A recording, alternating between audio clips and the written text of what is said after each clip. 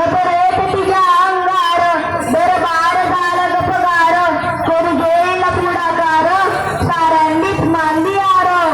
इतक्यात अचानक एक सरदार उठला बोलला हम लाएंगे शिवाजी को आणि त्याने लिया उचलला नाव त्याचा बदल खान दिसतात चालू सैतान कान बोललं चाटी तो पुढा शिवबाला टाकती चिडून कौतिक झालं दरबाराचे कान निघाला मोठा गुरमीच त्याचं गोड धड पाटलं फौज साठलं लई